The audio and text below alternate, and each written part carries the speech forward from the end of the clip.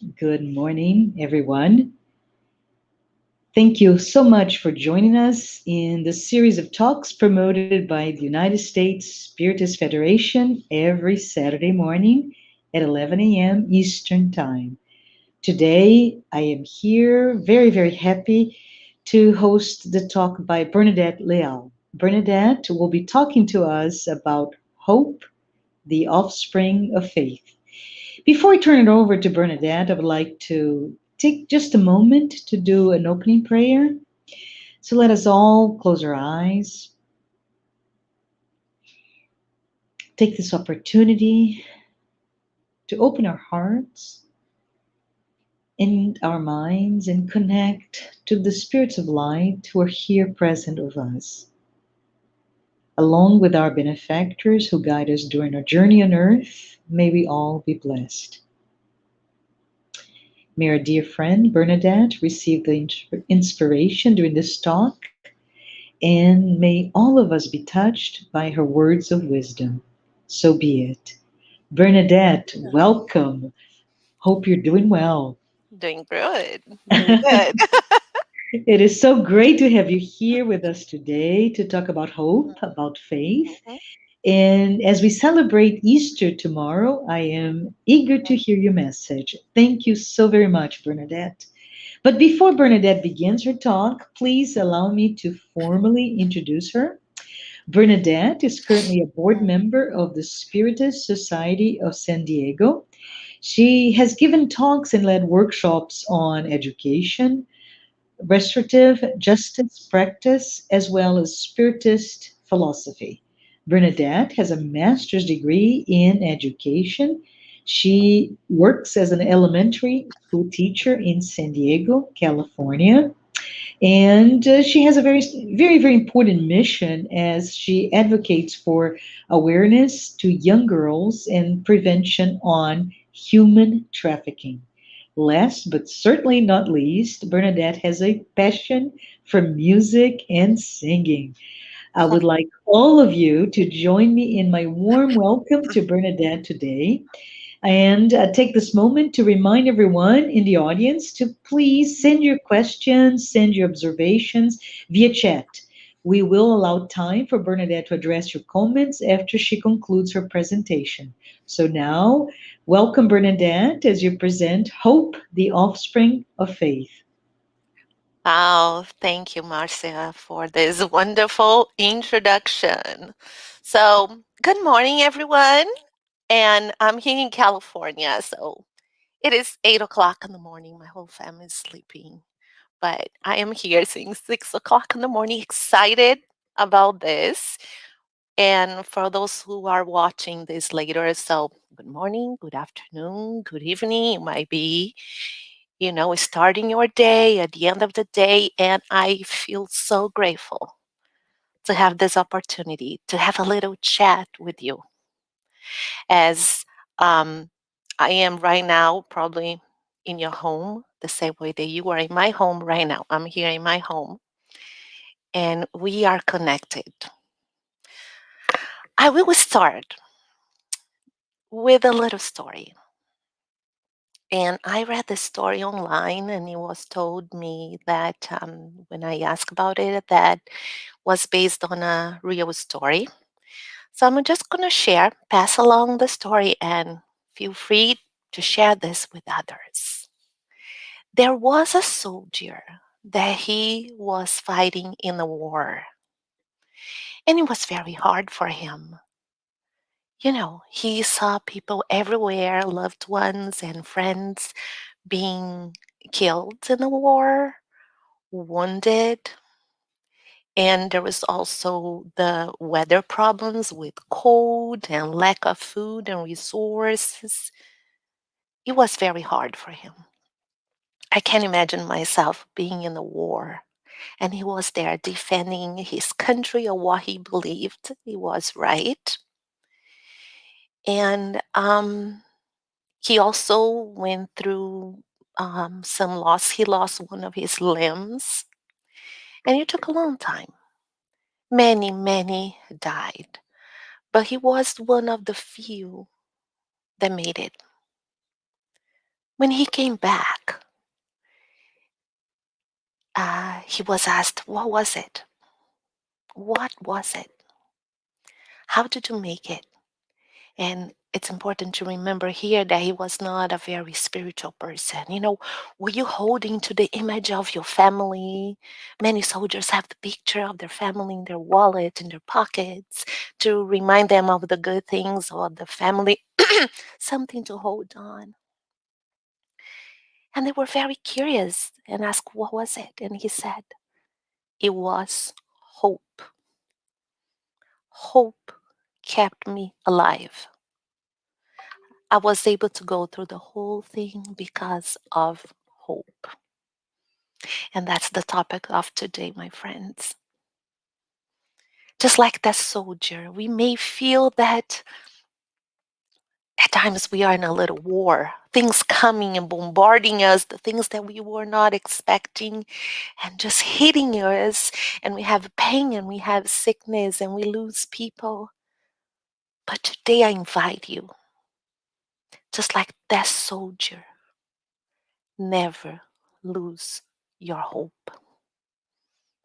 I love sci-fi. If you don't know something about me, I watch all those sci-fi movies. And I was watching again Stargate. Okay. It's not anymore, but I was just a few. And and when I was watching, s- there was always something that is going on that they could die, and they had to make that quick decision, to save their lives. And I go, "But if we do this, we could die." And the answer is, well, let's just hope that we are not gonna die.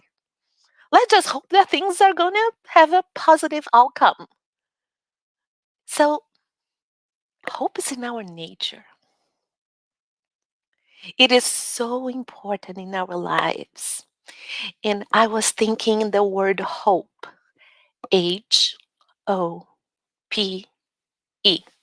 And I was thinking, as a teacher, what would those letters mean, the acronym? So I thought of age for healing. If we go to hospitals and we talk to people that are sick, hope helps them to heal faster.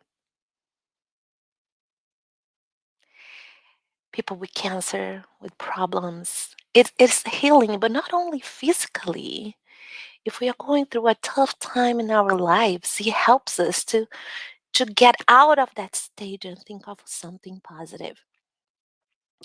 Friends, I with COVID, I had to, well, all of us, hopefully, um, it's very important to have the vaccine, right? So I was taking the vaccine, having the second dose. And some of my friends didn't have any reaction. Well, I was not the lucky one. When I had the second dose, I had a severe reaction. Almost went to the ER. But they told me that in 48 hours it's going to disappear like magic, and it did. But it was so much pain in my whole body. I had fever, I was coughing. I couldn't sleep for 24 hours because my body was hurting with so much pain. And this is going to go because it's for something better. But it was a great experience, although it was very painful. I was thinking, this is for something that is good for me because I have hope that we're going to get out of the woods with this. Because God, he knows what He's doing, and the faith in God. So age is for healing. What is the O? Well, optimism, right? Let's be optimistic. That's what the word hope means, actually. Hope means uh, believing better, something better, a better outcome. So let's be positive. Have you met somebody with no hope? Have you? It is horrible. I've been getting a lot of phone calls and messages on WhatsApp and friends talking to me from Brazil. Many of them is like feeling hopeless. And if you're feeling hopeless, friends, give me a call. Let's get together because this is gonna get better. It is getting better, believe it or not. Because God knows why He is doing. One part of my story, I know what it feels to be hopeless. Many years ago, when I was in my 20s, and several of my friends know this story because they ask me, how did you become a spiritist? What happened? Because in my family, nobody was a spiritist. Well, when I was very young, like just yesterday, right? In my early 20s, I was going through a very difficult moment in my life to the point that I just didn't want to live anymore. I felt completely hopeless. There was nothing there for me. So I know what it is. It's like your body doesn't react to anything. We just accept whatever negative things happen in your life. You just want to give up. That's how I felt. I felt hopeless. Another story is, and it's a true story, as I was walking in Sao Paulo, I got lost. And suddenly I went to a building that I saw a bunch of people walking to the building. And I looked at the security guard and asked, Sir, what is this place? And by the time I got there, I was crying. I was just like, I don't want to live anymore. And the security guard said, This is the Spiritist Federation. I go, what the hell is the Spiritist Federation? What is this place? Well, you don't know? No. I'm just completely lost. I don't even know where it is. I need to get my bus to go home. And the security guard said, I see that you are not feeling very well right now. Why don't you go inside and go downstairs and have, talk to somebody, some counseling so maybe they can help you. And I just felt let me do it. What do I have to lose? Because my life is not worth it anymore. And that's how I found out Spiritism by accident, right? So the spirits and they know. And after studying years and I posse and doing all the treatment, this is what the Spiritism did to me. It brought me hope. It got somebody that was feeling hopeless, that didn't believe life was worth it, and taught me and educated me that I'm a spiritual being, that I am eternal, that everything's going to pass because God loves me. And my favorite thing is when I learned about reincarnation, they said, What? You're telling me that I'm going to come back? And then I, I'm not going to be suffering forever because when you are suffering, it feels like it's forever, right? And I go, That's not possible. That's too good to be true. I remember so excited in my early 20s. Reincarnation was the happiest moment in my life, of my life. And that's what Spiritism does, this philosophy, these teachings. It brings us hope and understanding what's going on in our lives. So the age is healing, the always optimism. And I became very optimistic. I used to go home with everything falling apart. And I go, but it's okay. I'll get through this.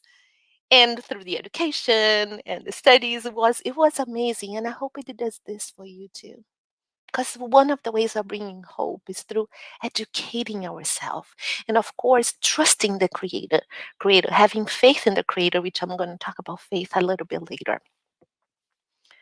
The next in HOP is the P is for peace, right? When we have hope, we have a moment of peace. It's just taking a break from everything that's going on and feel that peaceful moment in our hearts. Bernadette, you're going to be okay. God loves you. And if He's allowing all those things happen in your life or in somebody else's life, it's for a reason because God just wants what is best for us. Is that peace when I have hope? Hope that things are going to get better. Um, and the E, what is the E? The E, if you know me, right? It's energy.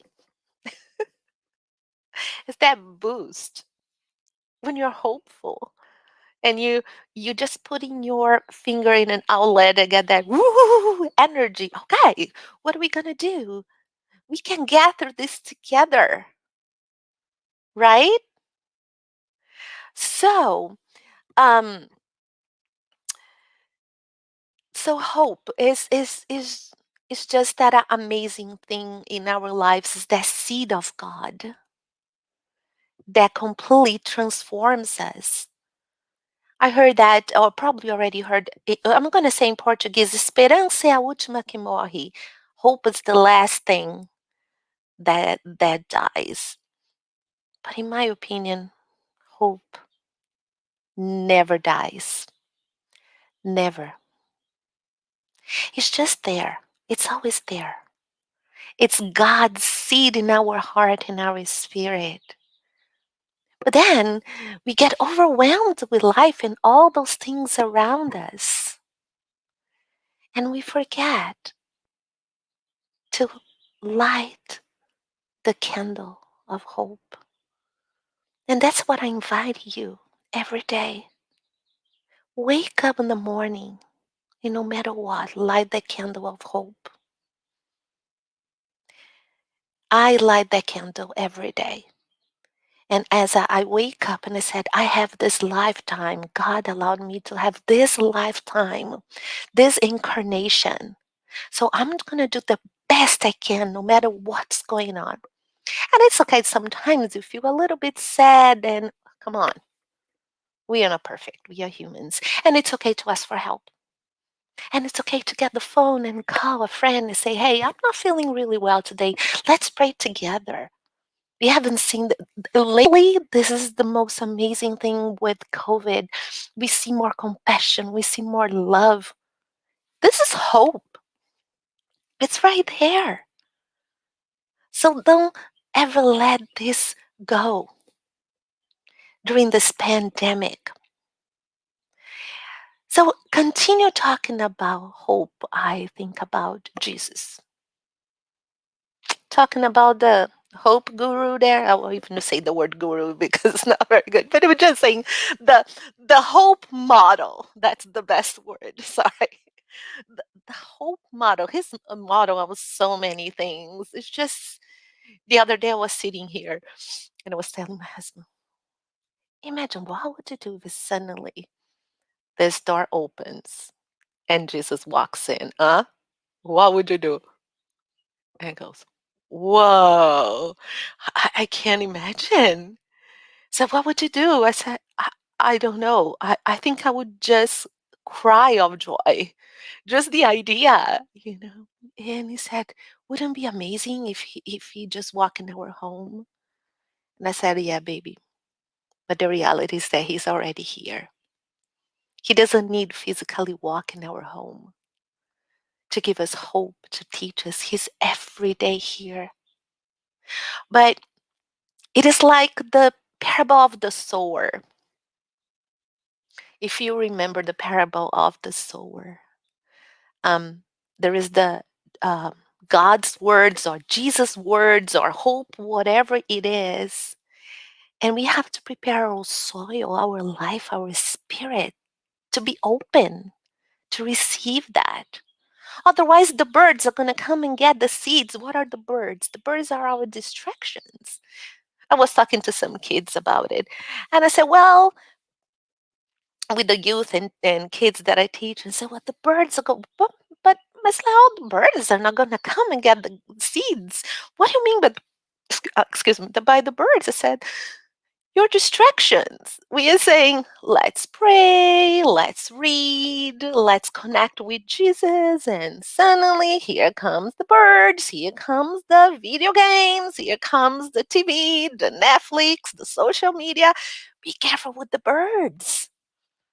And I go, oh, I get it. Don't we all have lots of those birds in our lives?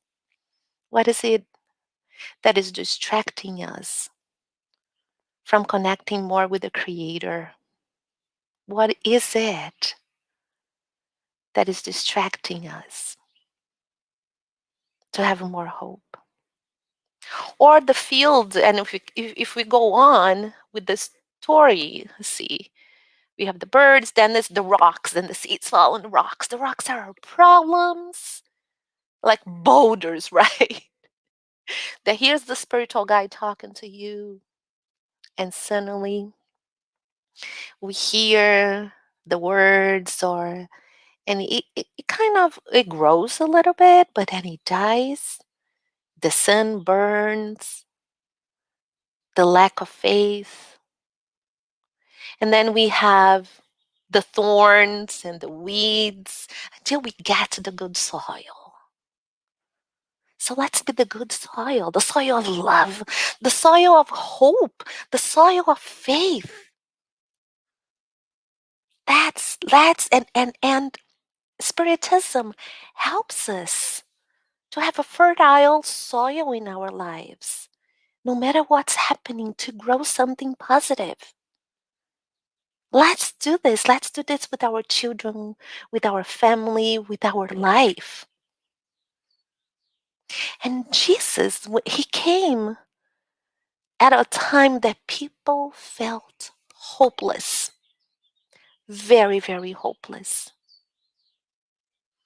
I love a lesson about I was teaching the youth about the Beatitudes. It's one of my favorite lessons, the Sermon on the Mount. And before I start teaching the all the Beatitudes, we talk about the context. How was living in Jesus' time? So I saw a lot of pictures of having to walk long hours, no cars, no cell phones, no airplanes, food, you know, disease, prejudice, how they treat women. And but I wasn't very detailed. School, what happened with the boys. And after I taught them, I said, would you like to live in a place like that? And I go, no, no way. No way, Bernadette. I don't want to, never want to do this. It's crazy. It's horrible. There's a lot of suffering. There is a lot of pain. Well, then why did Jesus do that? Well, here you go.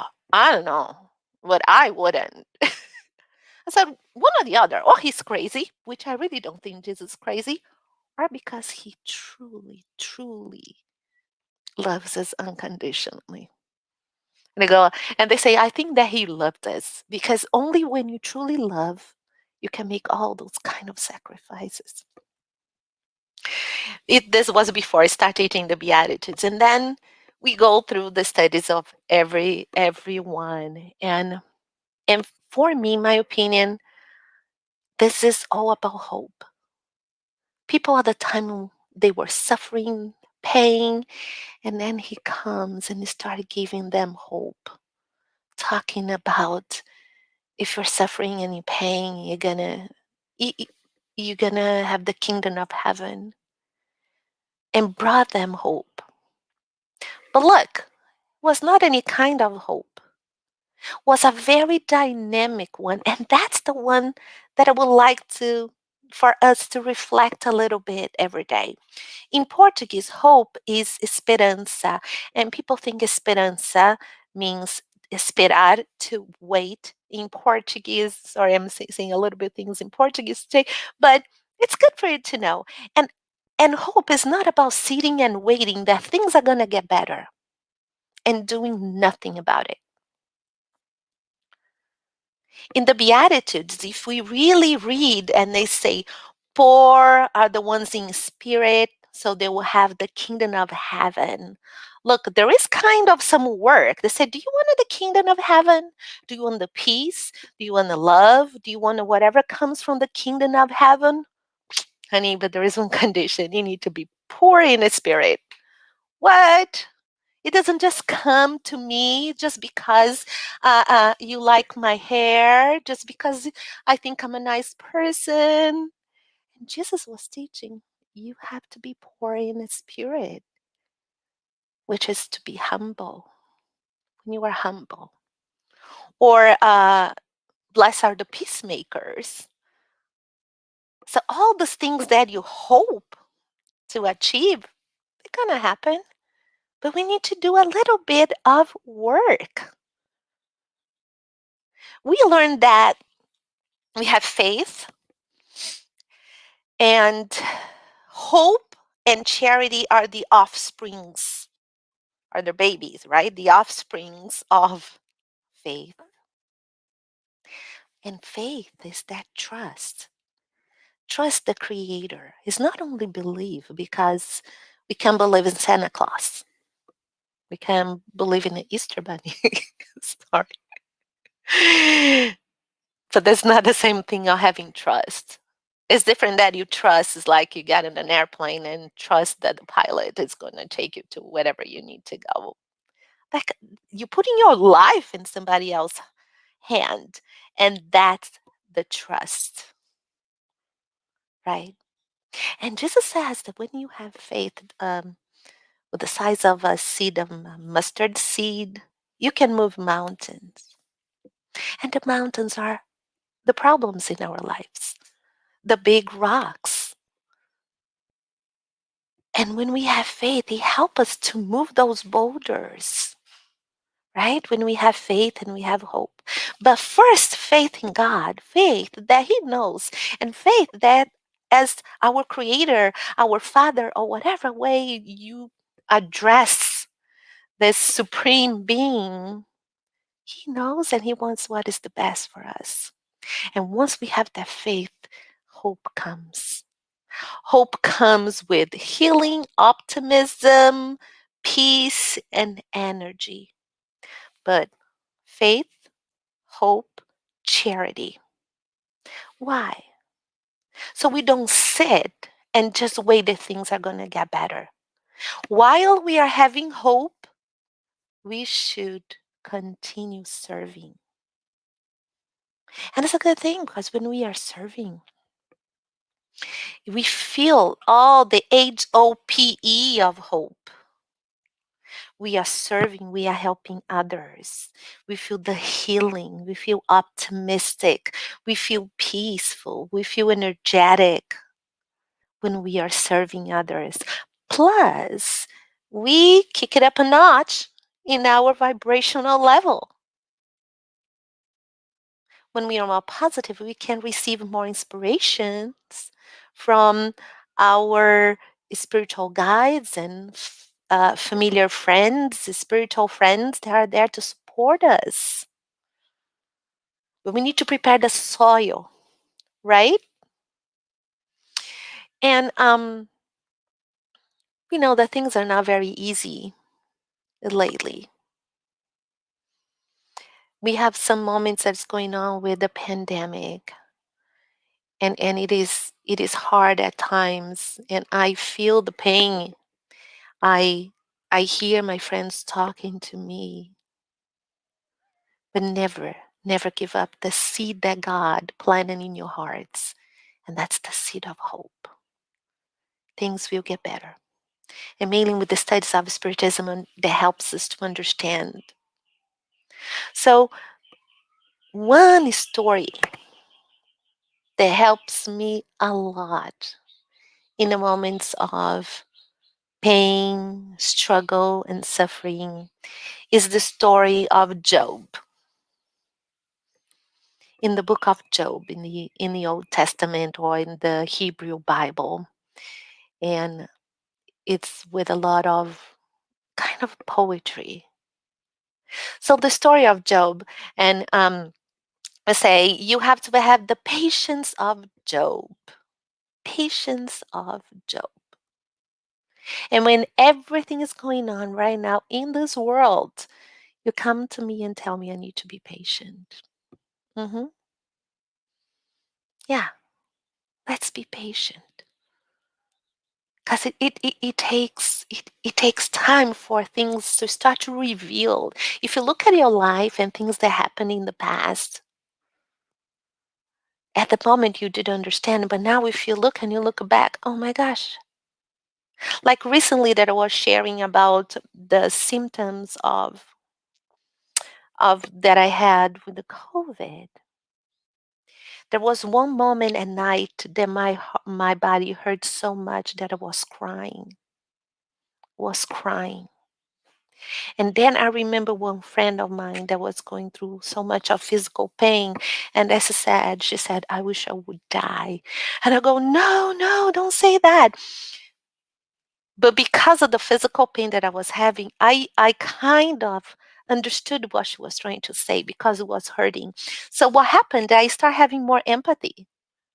And it was a blessing because I was able to feel just a glimpse, like a tiny, tiny, tiny what it is to feel, to have a COVID, to be in pain. You don't have peace. You cannot sleep. But in any moment, it stopped the hope. So, when I talk, sometimes I go right there and then I come back, bringing you back. Hope you're not getting lost with so much that I am saying. But we are talking about Job. You have to have the patience of Job. So let's learn a little bit about the story. I'm sure many of you already know, and if you do not know the story of Job, check it out. Google online if you have a Bible with the Old Testament, Hebrew Bible, or whatever it is, and read, because that's full testimony what it is to suffer and pain and struggle and be patient and acceptance. So, what do we know about Job? Well, Toby was a very wealthy man. He had a lot of money, properties, beautiful wife, tons of servants, and many, many children. With having children at that time was a very good thing because they needed the children, and mailing. If the children were male, would help with the business. So, and he was a very good man. Job was a very good man with good heart, always doing good, worshiping God. So you look at Job and say, wow, what a wonderful man. He's blessed in heart, in spirit, and materially speaking. So according to the story, you know, Satan, and let me explain here that when I say Satan, I'm not talking about the devil, because the meaning of the word Satan is adversary. That's it. So remember, when we read anything in the Old Testament, it's very, very allegorical. Don't take everything literal, but try to see the lessons that is behind and was trying to teach.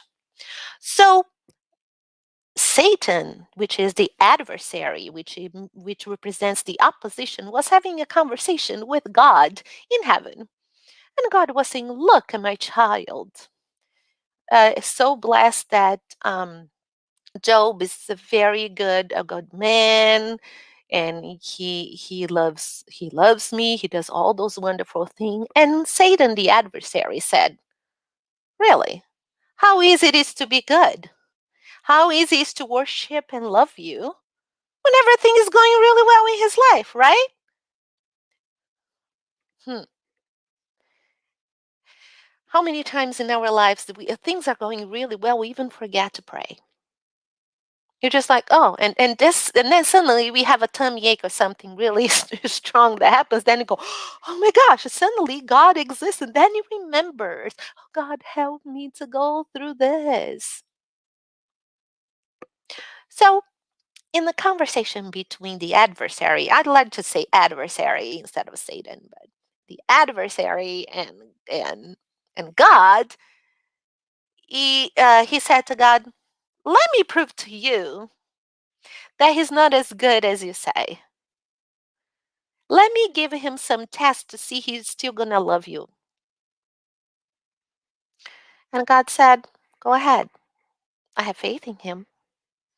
He's not going to curse me. He's still going to do everything good. And, but I just give you one condition, God said to Satan. He said, You can never take away his life. This I will not allow. I said, all right, let's go test him. Okay, now remember, this is Bernadette telling the story, and the Bible is very poetic and beautiful words. I'm just trying to, it's early in the morning, at least for me. That's how I tell stories to my students. So here comes Satan. The adversary goes there and said, ha, I got you, Job. Let's see how much you love God. And then what he does, in one day, he takes away his livestock. He loses his livestock, servants, and about of his 10 children.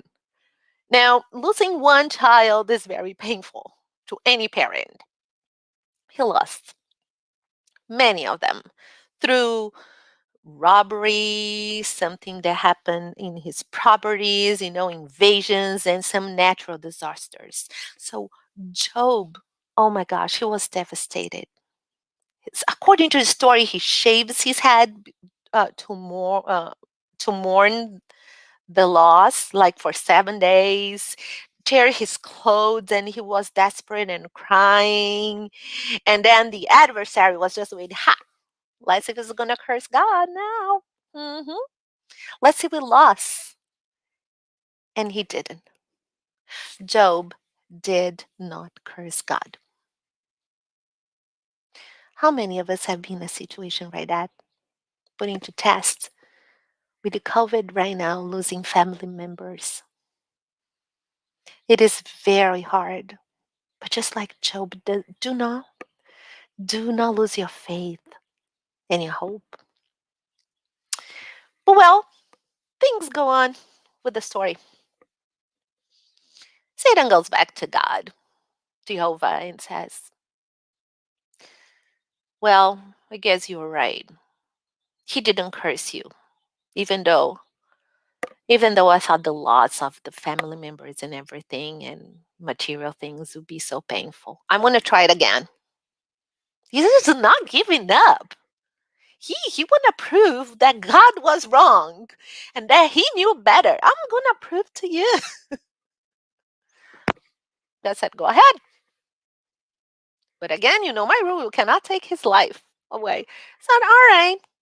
So if he didn't learn much with the loss, material and family members, I'm gonna give him physical pain.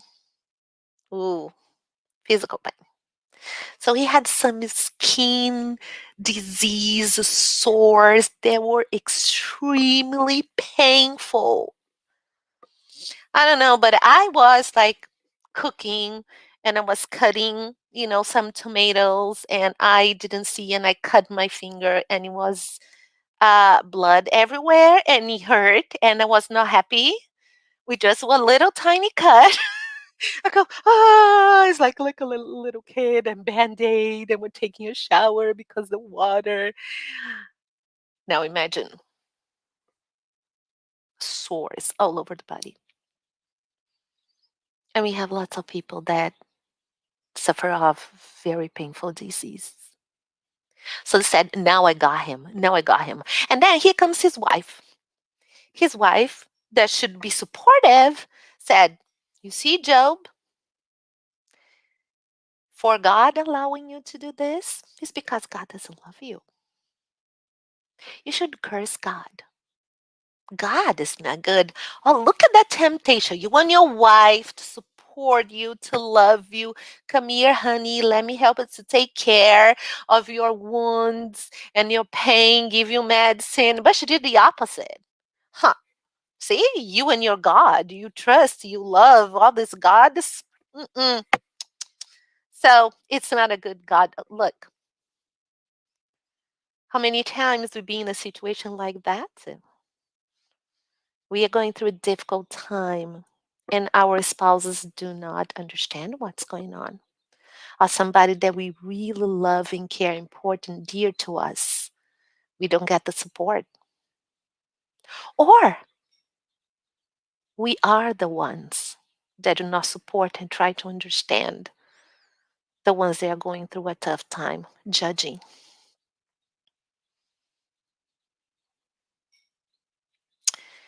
Well, what happens in the story after that? So the wife leaves and he still does not curse God. In his mind, there is a reason behind this that I don't understand. There is something going on. So some friends come by, and they are like really good friends, right?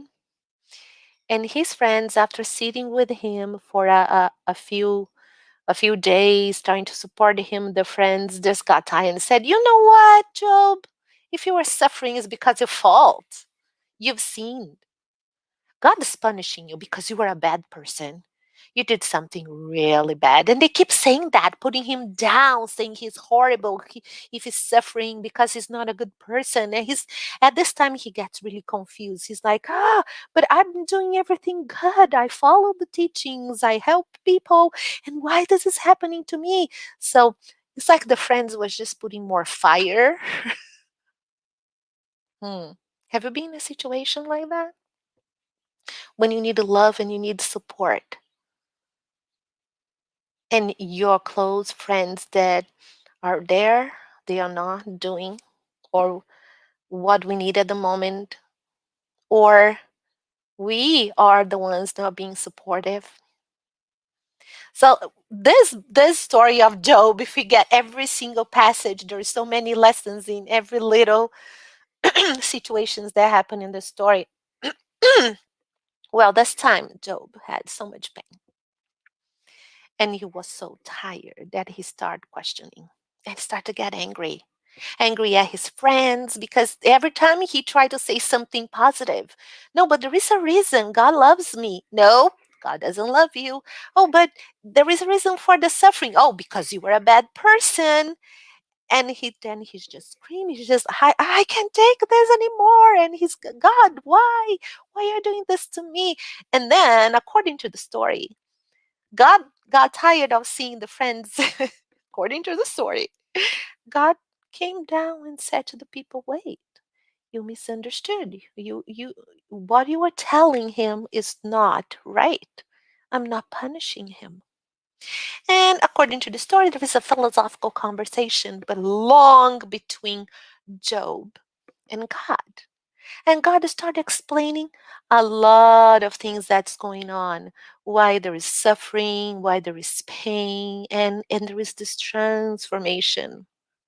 Now, it was said that Job at the time didn't know the Spirit's book because it was not published till then. Because if somebody at the time had given Job the Spirit's book, he probably would have all those answers, all those philosophical answers, that questions that he had. So I'm sorry, Job. But God came by and answered many of the questions according to the story. And there was this beautiful transformation to Job. He understood the power of God.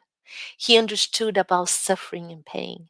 He understood that there are a lot of things that happen and we cannot understand. The importance of having faith and trust in the Creator. It was beautiful. Plus, he changed after that because it was easier for him to be good and follow God's teachings and everything. But he had not experienced pain. Now that he experienced pain, he knows how he felt. He knew how he felt to be sick and to have empathy. He knows what it is to lose someone we love. We know how he knows now. Oh, he knew how he felt after that. So in understanding more and more the reasons of pain and suffering the best way he could, considering some of our limitations. And then everything was restored. So there's a beautiful story about hope. There is a story of understanding. There is a story of transformation. And when I think about COVID, I think it's Job's story. It's like this whole planet is going through some transformation, losing the ones we want, that we love. It's sad. I don't wish this to anybody. I lost a friend, and it's very painful. The sores in our body. How many sores do we have? Sores, and I'm saying things that we need to heal from past lives, from behaviors, certain type of behavior. So why? So us and the whole planet can have this chat with God and wake up spiritually. Because I love God. God is good. All right. I have faith in God. So we have to be careful. That's not just words. We need to feel it. We need to understand. We need to study. We need to practice. We need to have that fertile soil. So we are all a new person like Job. Hope, full of hope. And I wrote one thing here that in the book he says, Job says, and I'm going to read here, having hope will give you courage. He says that. Having hope will give you courage. Let's have courage. You will be protected and will rest in safety. You will lie down unafraid, and many will look to you for help. You will become the model. Look, and many will look to you for help. When you are hopeful, people come to you. You are the energy, you are the optimism, you help. So you're going to be the model. So I'm inviting you today to be more like this model. Have hope, have courage, starting with faith. And friends, keep going. You know why? Because you are loved. You are an amazing person. God is counting on you to continue doing Jesus' work on earth, which is love and kindness. And hope is part of Jesus' work on earth. Let's be hopeful. And just like Job, hang in there. We're going to go through this. And we're going to go through this together. And the Spiritism help us to have the strength and understanding of everything that's going on the best way you can. We can do it. Thank you so much. I think. Thank you. Thank you so much, Bernadette. This is very, very interesting. And I want to say to everyone, Bernadette has a few minutes, so we're now open to questions or comments. Please do so by sending us via chat, and Bernadette will address your comments now. Oh, So we have one question, Bernadette. Why is it important for us to distinguish between faith and hope? oh, it is. Faith is on top of the pyramid, right? It's the mom, the mothership. So, and faith is that trust that God knows what He's doing, and when it comes to moments of our lives that we are not sure what to do, is just have faith that and that trust.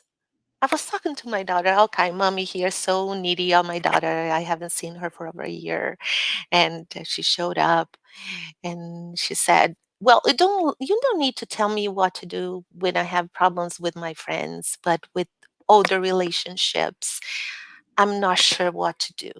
But you have more experience, mom." I said, "But why are you asking me?" She says, "Because I I trust you and you have faith in me. You know me." So I'm a little bit ahead of time. I know a little bit more than you. So trust and faith. And then I have the hope that you will listen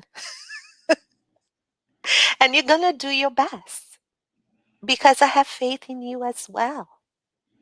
So faith comes directly. Comes from God and you having a relationship with God. And remember, faith doesn't happen overnight, even though we have people that naturally have that faith. And I think it's beautiful. But faith needs to be watered. You need to learn. You need to educate yourself. You need to pray. You need to meditate. Because otherwise, things keep hitting us. Right? Right now, what we are doing, we are watering our faith. And then there is that difference. The hope comes with faith. I don't know if I answered. It's like, get you thinking.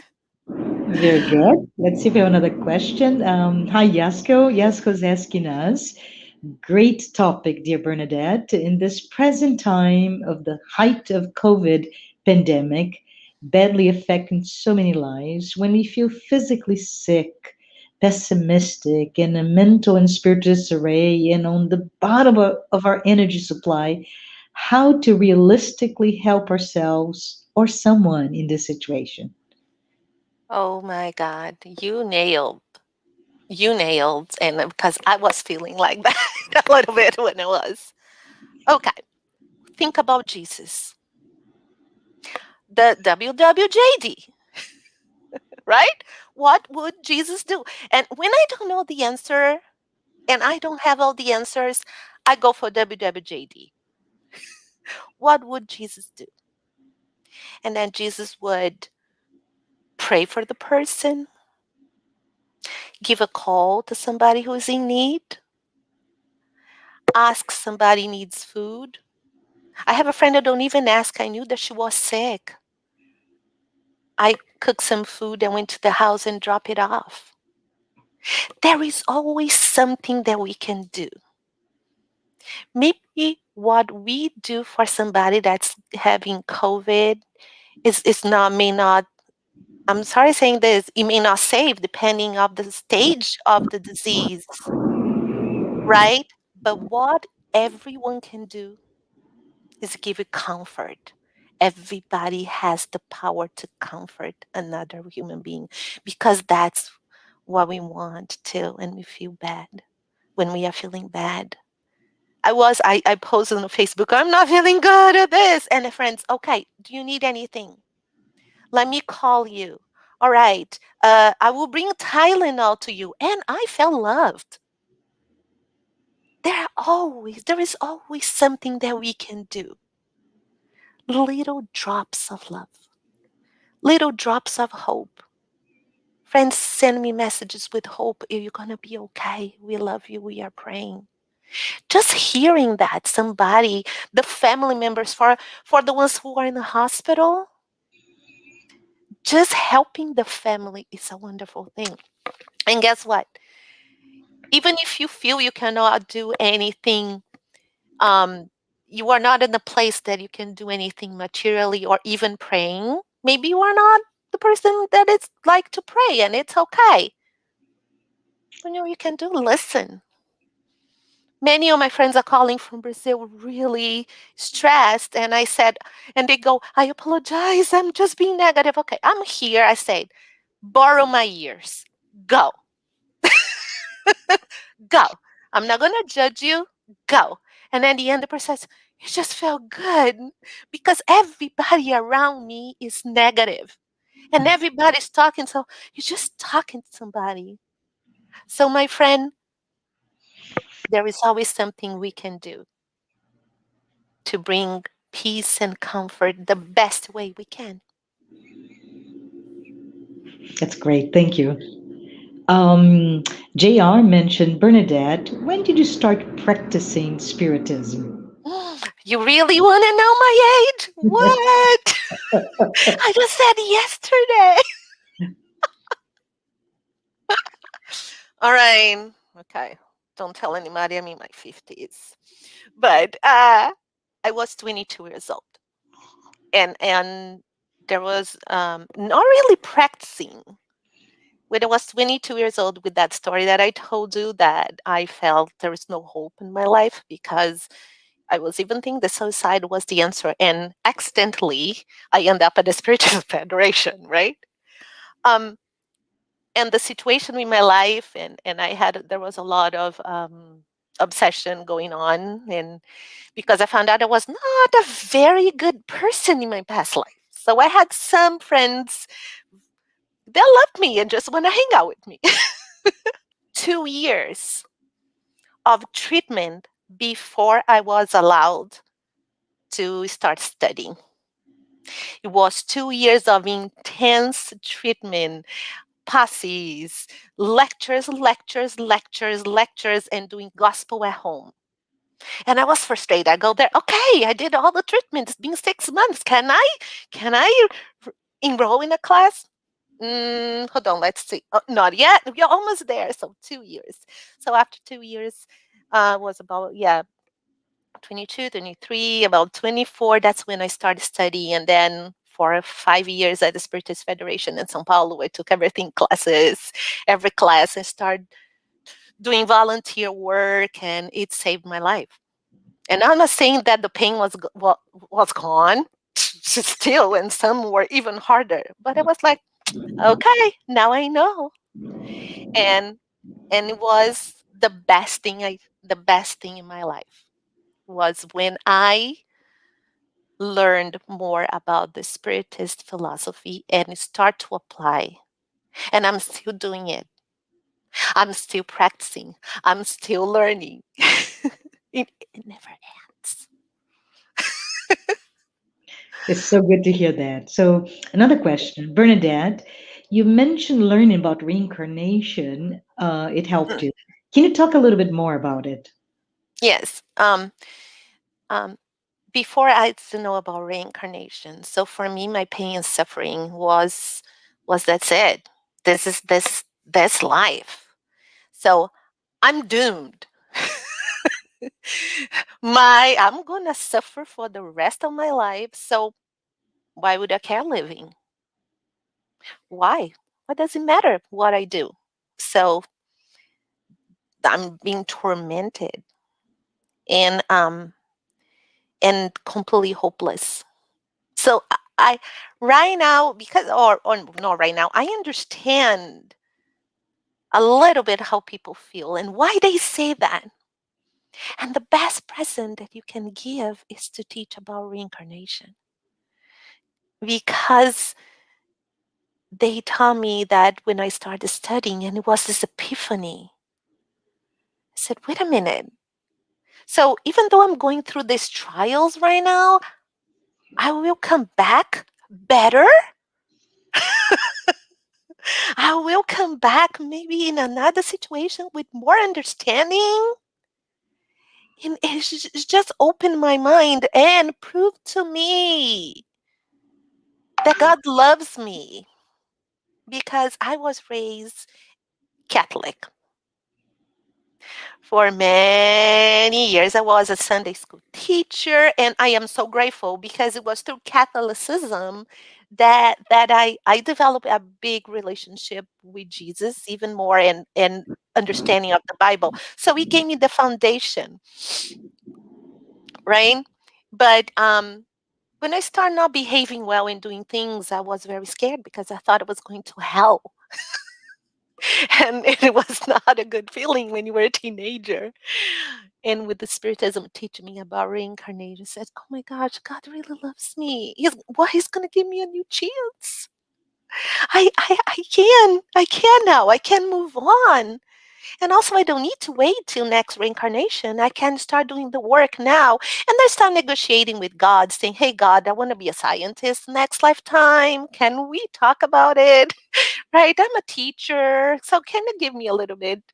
Let me be a little bit more scientific. And also I tell my daughter when she's upset about something, "Oh, I hate this person." I say, "Hey, Barbara, gotta be careful because they're gonna come back. So solve this now." It's just the understanding is one of the most beautiful things, in my opinion, the understanding of reincarnation that gives us knowledge, comfort, peace, and hope. I so let's see what else. We have another one. It says here, Bernadette, as we discuss hope, we have to also address hopelessness. As an elementary school teacher, what are your thoughts on the importance of parenting in early childhood in overcoming hopelessness? Oh my gosh, this is so important because children learn from the parents. So home is the first school. So whatever they teach, that's pretty much what it will become. My mom used to be a little bit of drama, Brazilian, not judging, but it's like my mom was like, oh my God, everything was crying, everything was drama. So for a long time in my life, I was just like my mom. So if I'm a negative parent, and I know friends and relatives that everything that comes out of his or her mouth is something negative. You're going to die. Something bad is going to happen. The COVID is kicking in. And it's just look at, and if you're just watching TV and seeing all CNN or whatever negative news it is, and not being able to think what is right or what's wrong, take all the good things and leave alone the bad things, you're going to become very negative. So, parents, you need to pay attention to what you do at home. What kind of things are showing on TV? What's your language? What do you say to your children? Are you giving a message of fear? Now we are coming back to school, and I have parents that are positive. I have some parents that say, oh my God, take the little monsters, take back. They call the terrorists. And it's just being funny. They say, Miss Leal, take back your terrorists, your little terrorists, just being funny. But then I have parents that said, oh no, I don't want my child to die. My child's going to die. Something bad's going to happen. So, well, trust, have faith in science. We are going through this. We're going through this together. So, children is a product of the home of the parents. So if this child is extremely hopeless, negative, depressed, so of course you seek for help, professional help. But I always tell the parents when they come and complain about the children and they beg for my help. The behavior, there's I said, I always say, what's going on with our child? I say it's our child. Let's work together. But I tell mom, but are you willing to do the work too? Because we need to change home to see the effects of the child on the child, and it takes time. So a hopeless child, there's a great chance that you have a hopeless environment. There are exceptions. Well, if you have a crystal child in your home, those evolved spirits that's possible. But watch yourself. Yeah. I want to take a moment to address Adriana mentioned that I guess she connected with the story of Job, and she feels that at the moment she has lost so many things that she has cherished, and it's very hard for her to stay positive, Oh and that she start to feel like she's a burden to her own friends. So my I would say at gosh. this moment, Adriana, feel loved. Please understand that God is there for you. And like Job, even though it does not make sense, He's there. Understand that you have the strength to survive this. Leal, Bernadette, do you want to add some additional thoughts to Adriana? Adriana, my love, my friend, we all been there. And what you feel right now, my heart breaks when I hear that.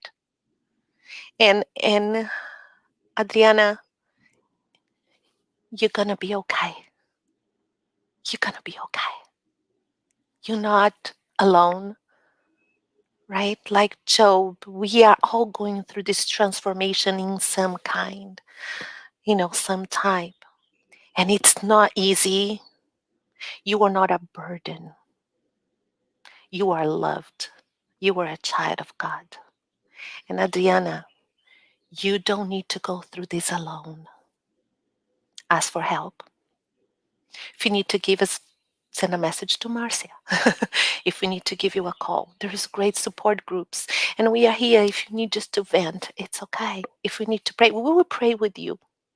I learned one thing when I was studying, when I was teaching uh, with Unity. I was teaching.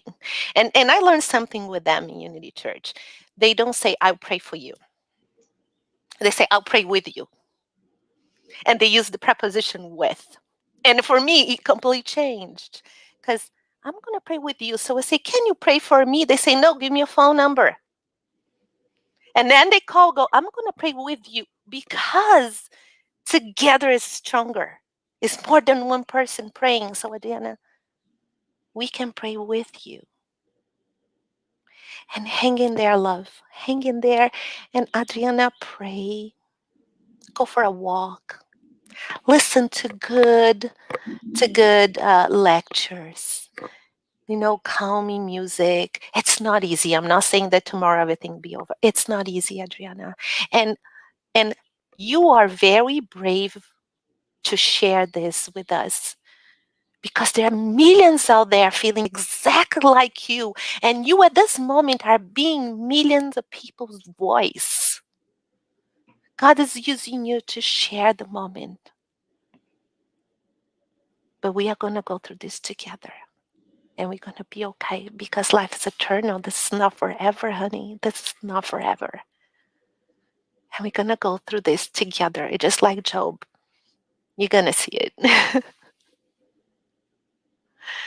Thank you. Thank you, Adriana, and thank you, Bernadette. There's another question here. What should our behaviors be to ensure we bring hope to those who are undergoing loss, especially in this time of pandemic? Well, in my opinion, a little bit of hope comes with understanding. Mhm. And that's what Spiritism does. A little bit of a study of the causes of pain and suffering. Read the gospel according to Spiritism, the Spirit's book. So we understand what's going on.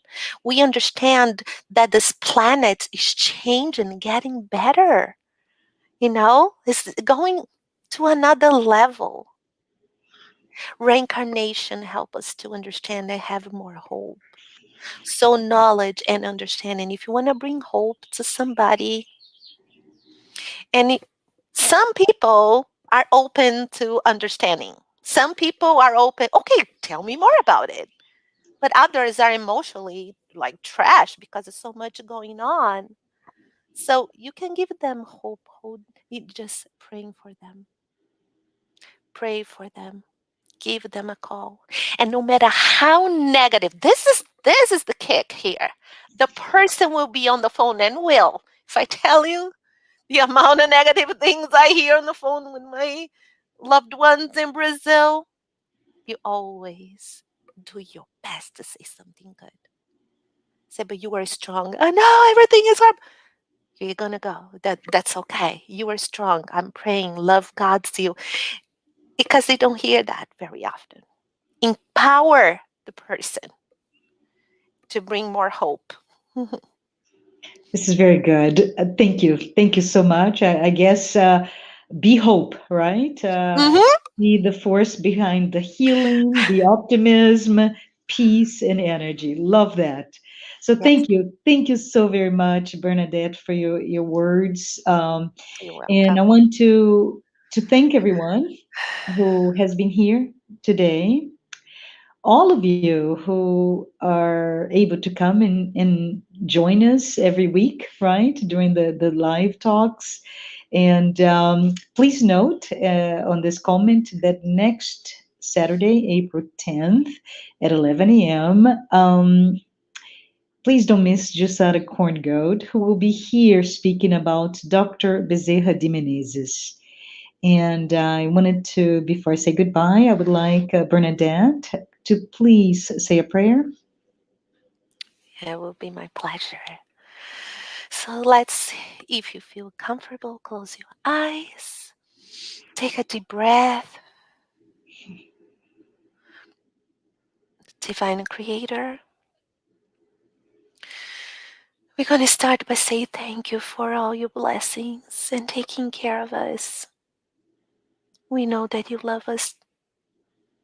You know that you are watching over every single one of us. Even in the moments that we feel lost and we don't understand, but you are there.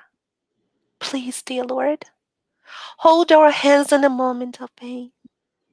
And the moments that we are struggling, find the way, bring the light so we can see, so we can cross the dark path because you are the light. Help us to remind ourselves that you are in our hearts, in our minds, and we have the light within us. Help us to bring light in this country, light in our family, light with our friends, dear Lord. Because you planted the seed of hope within us. And we can. We can heal. We can help to heal the world. We can help by being more optimistic, bringing peace in the places that need, and your energy. Help us to be the fertile soil, spreading your words with fruits and flowers blooming everywhere. At this moment, we ask you, bless each one of us. Bring your light in our homes. And that the light is so powerful and healing. The power of Jesus going through this whole planet, and everybody, everywhere, can feel your presence. Help us during the week, dealing with whatever come in our way with ease, because we know that you are in charge. So thank you. Thank you for everything. In the name of the greatest teacher of all, our Jesus. So be it. So be it. Thank you. Thank you, everyone. Have a great weekend.